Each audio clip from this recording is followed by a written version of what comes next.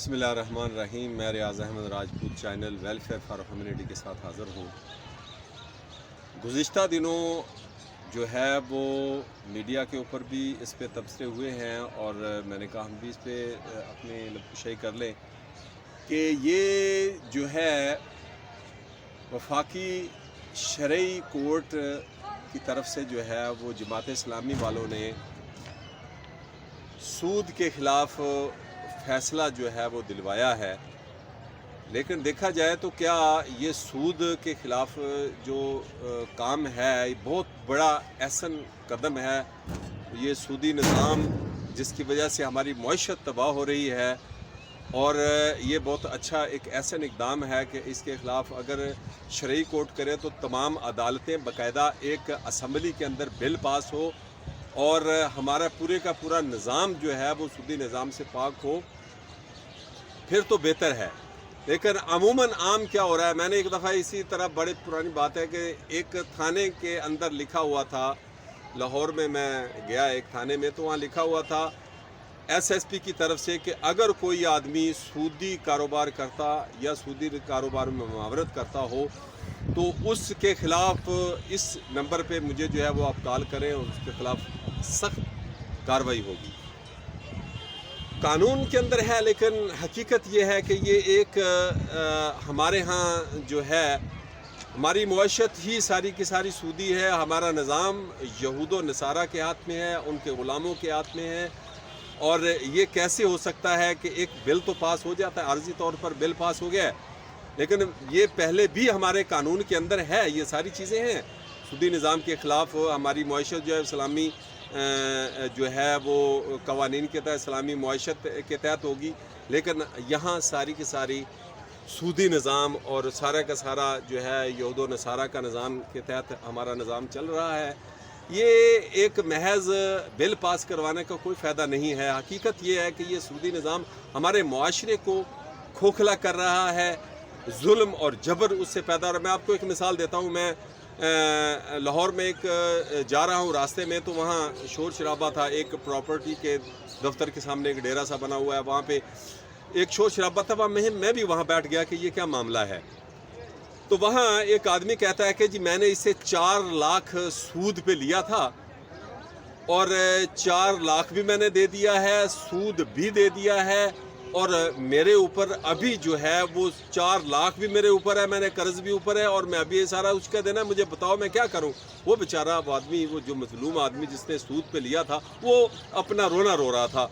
तो मैंने वहाँ मुझे मौका मिला, मैंने कहा जी देखो हमारे यहाँ ये जो बात कर रहा है भाई साहब, ये सेम IMF और वर्ल्ड बैंक से जिस तरह हम सूद दर सूद किस्तें, सूद की किस्तें दे रहे हैं और सूद की किस्त देने के लिए जो है हमें जो है वो कर्ज़ा लेना पड़ रहा है। ये बेचारा ये भी पाकिस्तान की तरह मजलूम ही है और ये जो आदमी बैठा है जिसने सूद पे लोगों को दे के और बाद में लूट मार करता है और परेशान करता है, ये सेम यहूदियों वाला सिस्टम इसने मैंने कहा अपनाया हुआ है और इसने वही अमल जो है यहूदियों वाला। नबी सल्लल्लाहु अलैहि वसल्लम जब मदीने के अंदर जब इस्लामी कवानीन सबसे पहला जो है वो इस जुल्म के निज़ाम को ख़त्म किया और सूद के सिस्टम को ख़त्म किया। लेकिन जो हम हैं पाकिस्तान को इस मसाइल से निकालने के लिए, इस परेशानी से पाकिस्तान को अगर हम निकालना चाहते हैं कर्ज़े से और इन बदकिरदार निज़ाम और सिस्टम बदकिरदार लोगों से, तो फिर हमें कोई अल्लाह वाला आदमी लाना होगा। ये यहूद व नसारा के एजेंट और ये उस यहूदियों के लिए काम करने वाले, उसके निज़ाम को सहारा देने वाले लोग हमें इससे छुटकारा नहीं दे सकते। ये खुद जालिम आदमी है, ये कैसे छुटकारा दे सकते हैं हमें इस सूदी निज़ाम से। तो ये चीज़ जो है अक्सर मैं कहा करता हूँ, अगर हम किसी ऐसे अल्लाह वाले को ले आएँ तो सबसे पहले ये ऐलान करें कि हमने IMF और वर्ल्ड बैंक से जितना भी सूद का सिस्टम, चूँकि हमारा एक इस्लाम नाफिज हो चुका है और हम जितना भी सूद IMF वर्ल्ड बैंक से देना, हमारे सारे जितने भी मुआहदे हैं वो काल अदम हो गए हैं और जितना जो असल कर्जा है वही जो है वो IMF वर्ल्ड बैंक हमसे ले या जिसने भी हमसे लेना है, ये सूदी हम नहीं दिया, मादा काल अदम हो गए हैं और हम उस मुआहदे को नहीं मानते जो साबिका हुक्मरान अपनी अय्याशियों के लिए, اپنے جو ہے وہ مطلب جو ہے کرپشن کو بڑھانے کے لیے، لوٹ مار کرنے کے لیے IMF ورلڈ بینک سے قرضے لیتے تھے اور وہ سڑکیں بنا دی، نالیاں بنا دی. کوئی ایسا کام آپ دکھا دیں پاکستان کے اندر جس سے پاکستان کی معیشت مضبوط ہوئی ہو اور ہم نے IMF ورلڈ بینک سے جو قرضہ لیا ہے اس سے ہمارے جو ہے وہ بزنس بڑا ہو اور ہمارے پاکستان کو اس سے فائدہ ہوا ہو. تو یہ مخصوص لوگ لیا جنہوں نے اپنی جیب میں ڈال لیا، جاؤ ان سے لو. ہم ایسا ایک دلیر آدمی کی ضرورت ہے جس کی ہمیں حکمران کی ضرورت ہے. اگر ہم انہی کے تحت رہے اسی سسٹم کی، تو میں آپ کو مثال دیتا ہوں. ایک معمولی آدمی عجم کھگا، ولایت عجم کھگا، یہ خضر کھگا، یہ اس گندے نالے کی، گندے سسٹم کی ایک گندے کیڑے، معمولی سی گندے کیڑے ہیں. ان کے خلاف کوئی آدمی کھڑا ہو جائے ان کے ظلم کے خلاف، تو وہ ان کو گرفت میں نہیں لے سکتا. تھانے اس کو گرفت میں لیں گے، عدالتوں سے یہ نکل جاتے ہیں. تو جب ایسے لوگوں کو ہم ایک سے گندے سسٹم کے، گندے نالی کے معمولی سے کیڑے جو ہیں ان کو ہم نہیں پکڑ سکتے، ان کا جو ہے وہ سدوبہ نہیں کر سکتے، اس نظام کو جو کھا رہے ہیں، تباہ کر رہے ہیں، ان گندے انڈوں کا اس کو سسٹم نہیں کر رہے، تو اس پورے سسٹم کے خلاف ہم جو ہے وہ کیسے بڑے بڑے جو ہے وہ مگرمچھ ہیں ان کو کیسے ختم کر سکتے ہیں. تو یہ ہمیں سوچنا ہوگا اور ہمیں اس پہ جو ہے ایکشن لینا ہوگا.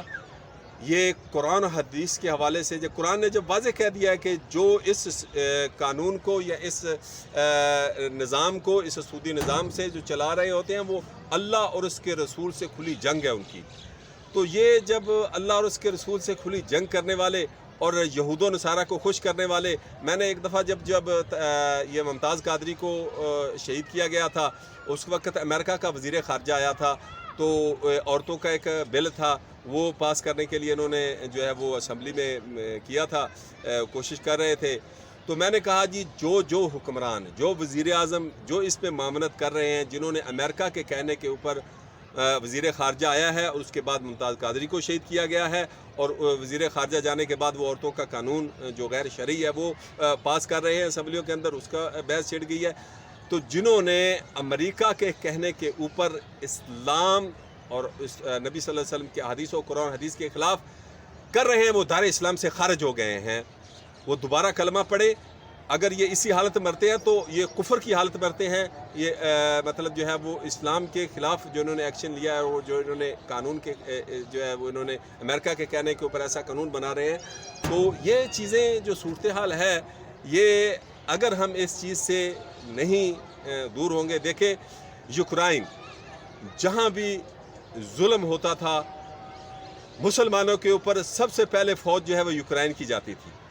اور جب وہ اللہ کی پکڑ میں آیا، وہی یوکرائن کو گھیرے میں اللہ نے لیا، اور وہ آج وہی حالت وہ جو مسلمان ملکوں میں کیا کرتے تھے، آج وہی حالت یوکرائن کے اندر ہے.